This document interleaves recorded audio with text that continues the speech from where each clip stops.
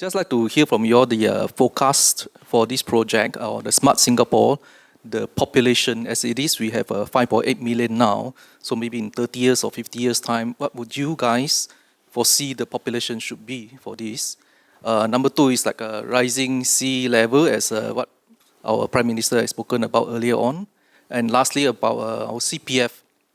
Reason is most of us finance our houses, including especially HDB with the CPF.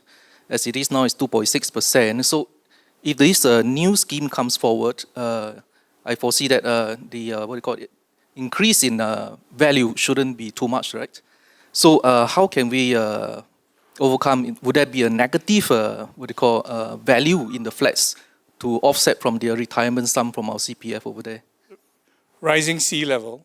This has not been the issue of climate change and rising sea level has not been incorporated into this study.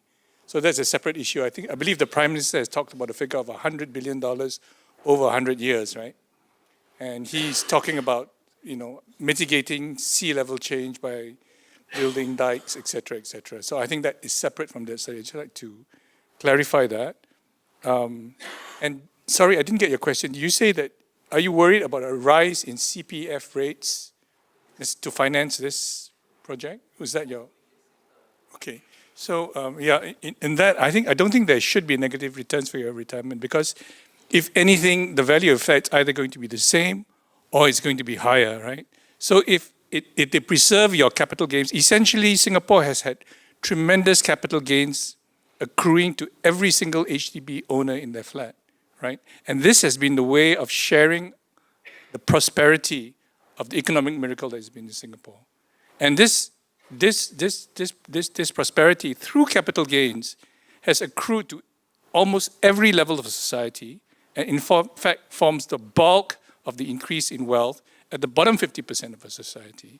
So it is a very key mechanism of sharing prosperity, increasing these capital gains, right? So here what we're doing is we're preserving these capital gains or in fact extending them by bringing something closer to a freehold value that has a rebuilding value, a free rebuilding value embedded in it. Okay, so you're preserving the value of this real estate for existing citizens while making the fact that you own land, because you own the land as government, you can provide new cheap housing available to your new citizens who want to get into housing because you already own the land. No other country already owns the land. So they cannot make public housing available at the cost that we can, because we need only charge construction cost, right? So we are in this, like I said, the hard lifting has already been done by the Land Reform and Land Acquisition Act many years ago. So we need to capitalize on this asset as policymakers to deliver both affordable housing for the young and preserve the prosperity that the people who already have flats that have accrued to them, because this is their right as Singaporeans. That's the way to look at it. Yeah. Yeah. On the question of maximum population, I think first of all, I think the 10 million is crazy. Because I think the fourth industrial revolution actually implies we will need actually less people. So the question is going to be, there may be in the interim a necessity to increase the number of population, but basically the workforce. But as it transitions into the AI economy, then I think they will just be sent home. Okay, can I say this? About the issue of terminal population, it's a very important one.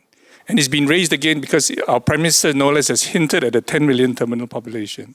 Now, when we had the white paper quite a few years ago, we hinted at a population, not a terminal population, but a population in 2030 of 6.9 million, am I correct? And there was tremendous resistance to that figure, sufficient political resistance such that the Prime Minister in his closing remarks on this in Parliament said, it should be our aim to keep the terminal population, that means to say in year X, 2050, 2060 and beyond, well below 6.9 million. I'm quoting him and his words, right? If I, as an economist, do the numbers, I find that it is very feasible. First of all, it's very difficult to maintain a decent rate of growth without population at least growing to 6 to 6.5 million. Okay, but if we maintain a disciplined rate of immigration, if we follow the immigration policies, let's say, of a country like West Germany, right, which has a very high productivity, which is an extremely competitive country, the immigration rates are pretty controlled, except for this Syrian thing, pretty controlled. We can, if we take a labor force growth rate of less than 1%, end up with a terminal population less than 6.9, around 6.5 million, and we can have pretty high productivity growth. And Keng Soon has made the point that with AI, etc., and with a configuration into smart cities, we can have high quality growth because we can have productivity growth driven by productivity growth and not labor force growth. Total growth is simply the sum of labor force growth plus productivity growth. So the more productivity growth you have, the less labor force growth you need.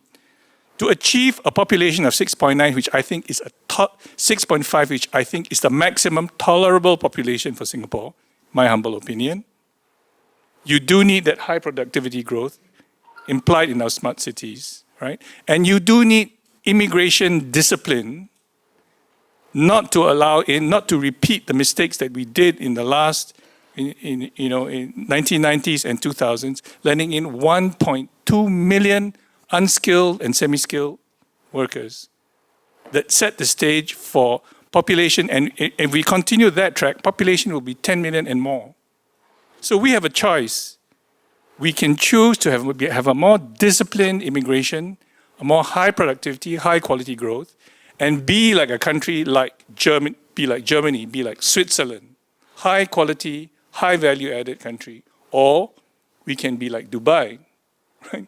You just let in as many people as possible and you maximize growth with all its attendant social difficulties. Imagine managing a population of 10 million people in Singapore. To me, I think that would be disastrous.